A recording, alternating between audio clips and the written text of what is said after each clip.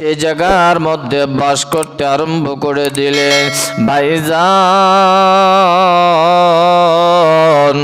আবুল হাসান খরকান রহমাতুল্লাহি আলাইহি রাত যাপন করতে আরম্ভ করে দিলেন, দিন যাপন আরম্ভ করে দিলেন। এইভাবে করতে করতে কিছু সময় যখন গত হয়ে গেল, আবুল হাসান খরকান রহমাতুল্লাহি আলাইহি কিন্তু ভাইজান এই জঙ্গলের মধ্যে আবুল হাসান খরকান রহমাতুল্লাহি আলাইহি কেন গিয়েছিলেন তার কারণ হলো আল্লাহর বান্দা আল্লাহ তাআলার ইবাদত করার জন্য জঙ্গলে গিয়েছিলেন। বলেন সুবহানাল্লাহ। বাড়িতে ইবাদত করলে বিবি খেলে খোঁটা দেয় যে তুমি সারাদিন ইবাদতই করো, কালকে কিস্তি আছে, কিস্তির টাকা জমাও নাই, আর তুমি খালি ইবাদত নিয়ে পাগল হয়ে গেছো। কিসের টাকা ভাই? কিস্তির টাকা। আপনাদের এলাকা আছে নাকি? আরো বেশি আছে? মাশাআল্লাহ। না কিস্তি তোলা তো জায়েজ আছে। তো যাই হোক আমার ভাইরা, আমার বন্ধুরা, তাহলে একটা উদাহরণ দিয়ে আমি সামনের দিকে যাই।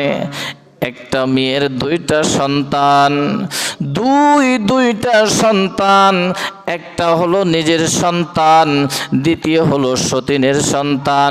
সতীনের সন্তানকে কোলে করে নিয়ে বাজারে যায়, কোলে করে নিয়ে বিদ্যালয়ে যায়, কোলে করে নিয়ে শহরে বন্দরে যায়, কোলে করে নিয়ে আত্মীয় স্বজনের বাড়িতে যায়, আর নিজের সন্তানকে পায়ে হেঁটে হেঁটে বিদ্যালয়ে নিয়ে যায়, নানার বাড়িতে নিয়ে যায়, মামার বাড়িতে নিয়ে যায়, বিভিন্ন জায়গায় নিজের সন্তানকে হেঁটে নিয়ে যায়।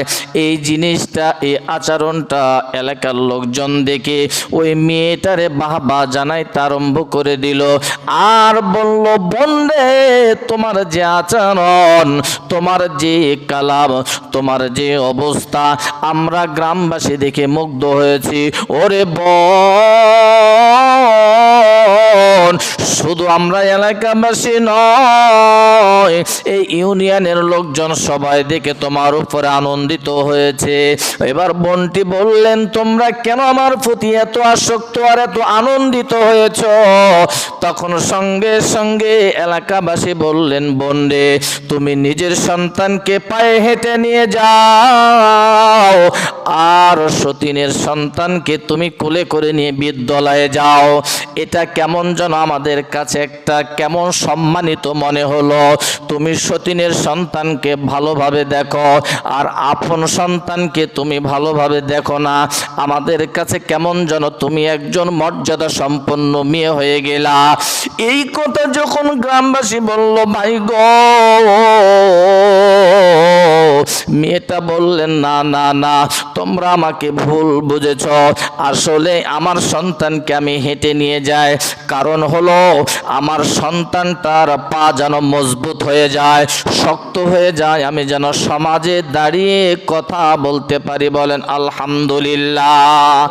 ও এলাকার ভাইরা বোনেরা গো, আমি আপনাদেরকে জানাই দেই যে সতীনের সন্তানটা আমি কোলে করে নিয়ে বিভিন্ন জায়গাতে আমি যাই, বিভিন্ন আমি আত্মীয় স্বজনের বাড়িতে যাই। কারণটা হলো, ও এলাকার ভাইয়েরা বোনেরা, আপনারা মনোযোগ সহকারে শোনেন। কারণটা হলো, আমি এই সতীনের সন্তানটাকে কোলে করে নিয়ে যাই, কারণ হলো ওই সতীনের সন্তানটার পা যেন পঙ্গু হয়ে যায়, সে যেন হাঁটতে না পারে, দুর্বল যেন হয়ে যায়, সে যেন লুলা হয়ে যায়। তার মানে যদি পঙ্গু হয়ে যায়, সমাজে দাঁড়িয়ে কথা বলতে পারবে না। যদি লুলা হয়ে যায়, রাষ্ট্রের মধ্যে কথা বলতে পারবে না। তাহলে এবার গ্রামবাসীরা বলে, ও ভাইয়েরা, ও বোনেরা, এবার আপনারা জবাব দেন, আপনারা অ্যান্সার দেন। এবারে আমি আমার প্রশংসা তো ইতিপূর্বে আপনারা করেছেন, এখন আপনারা নিজেরাই আর অ্যান্সার দিয়ে দেন, এখন আমি ভালো কাজ করেছি না খারাপ কাজ করেছি? করেছি। গ্রামের সকল বোনেরা বললেন, বোন গো, তোমার যে আচরণটা পূর্বে আমরা দেখেছি ভালো বলেছি, যখন তোমার অন্তরঙ্গ থেকে কথাটা পেয়ে গেলাম বোন, না না না, এখন তো বুঝলাম বোন রে, তুমি এটা ভালো কাজ করো নাই। সতীনের সন্তানের পাকে তুমি পঙ্গু করে দিচ্ছ, আর নিজের সন্তানকে তুমি, তোমার সন্তানের পাটাকে তুমি মজবুত বানায় দিচ্ছ, এটা তো তুমি অন্যায় করতেছ। ভাইজান, আপনারা যারা এনজিওতে জর্জরিত হয়ে আছেন, আমি বলি এই জন্যই রে ভাইয়া, আপনি জানেন না আপনার ব্যবসার খাতে উন্নয়ন হচ্ছে, আপনার খেতে খামারে উন্নয়ন হচ্ছে, আপনার গবাদি পশুতে উন্নয়ন হচ্ছে, আপনি বড় বড় সিজি তুলে আপনার উন্নয়ন হচ্ছে, আপনি বিভিন্নভাবে বিজনেসের জন্য আপনি বিভিন্ন ব্যাংকের মধ্যে আছেন, আপনার উপকার হচ্ছে, কিন্তু আপনি খতিয়ে দেখেন এই মেয়েটার মতো আপনার ইমানের পা আপনার লুলা করে দিচ্ছে। বলে সুবহানাল্লাহ। এ যুবক ভাইরা, এই বোনটার মতো প্রশংসা করতেছে, না না, বোনটা যখন সমস্ত গোমর ফাঁস করে দিল, সঙ্গে সঙ্গে আপনারা বুঝে উঠতে পারলেন এই মেয়েটা আমাদের নষ্ট করে দিল। ভাই গো, যতগুলি এনজিওর কথা বললাম, আপনাদের উপকার হচ্ছে, কিন্তু ক্ষতি হচ্ছে। ইমানের পাওয়ার মজবুত যেটা হওয়ার দরকার ছিল, এই এনজিওর টাকা খেয়ে খেয়ে খেয়ে আমাদের ইমানের পাওয়ার কি দুর্বল করে দিচ্ছে। বলেন নাউজুবিল্লাহ। আমার ভাইরা, সেটা আপনাদের ব্যক্তিগত ব্যাপার। আপনারা যদি হালাল খাইতে চান, ভাইজান, 1 টাকার যদি উপরে সন্তুষ্ট থাকে, আল্লাহ তাআলা বরকত দিবেন। আপনারা বলেন, বরকত দেওয়ার মালিক কে? এ যুবক ভাইরা, বরকত দেওয়ার মালিক যদি আমার আল্লাহ, ইমাম আবুল হাসান খিরকার রাহমাতুল্লাহি আলাইহি বললেন, বিবি রে, আমাকে তুমি শাসাইতেছ, তুমি যে ইবাদতে মগ্ন আছো, তুমি যে ইবাদতে ডুবে আছো, তুমি কি জানো না আগামীকাল আমাদের কিস্তি আছে, কিস্তিটা পরিশোধ করতে হবে। তুমি এই অবস্থায় কেন তুমি আল্লাহর ধ্যানে মগ্ন আছো? স্বামী বললেন, আবুল হাসান খিরকানি বললেন, প্রাণের বিবি রে, তুমি যে আমাকে বারণ করছো ইবাদত থেকে, আল্লাহ তাআলা আগামীকালের কিস্তির ব্যবস্থা করে দিবে।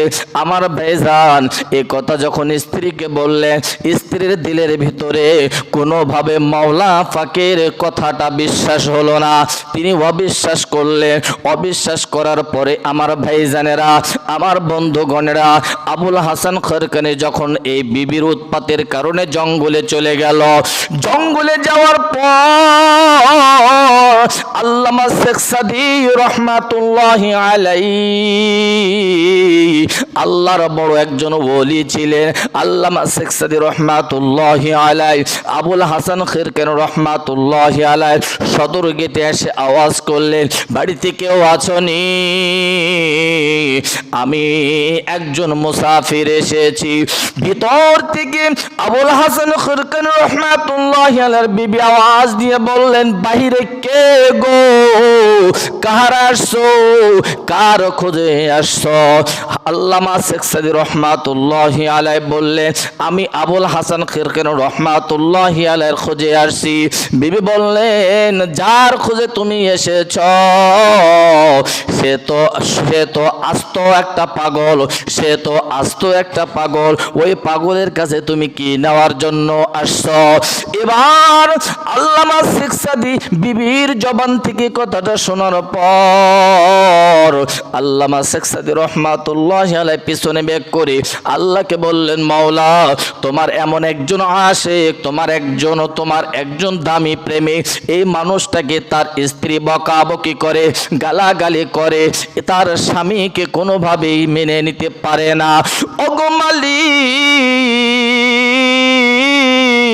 মালিক, তুমি আবুল হাসান খিরকানি রাহমাতুল্লাহি আলাইহিকে হেফাজত করো। বলেন সুবহানাল্লাহ।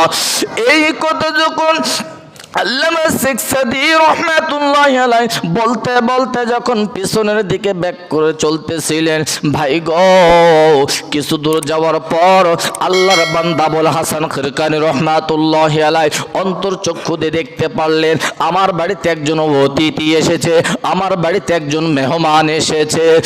ভাইজান শত শত কিলোমিটার দূরে, বাড়ি থেকে শত শত কিলোমিটার দূরে আবুল হাসান খিরকানী রাহমাতুল্লাহি আলাইহি ওই জঙ্গল থেকে যখন আমার ভাইরা শেখ সাদীকে দেখতে পারলেন অন্তর্চক্ষু দিয়ে, তিনি শত শত মাইল কিভাবে বেয়ে বেয়ে বাড়িতে আসবেন তিনি বড় টেনশনের মধ্যে পড়ে গেলেন, চিন্তার মধ্যে পড়ে গেলেন।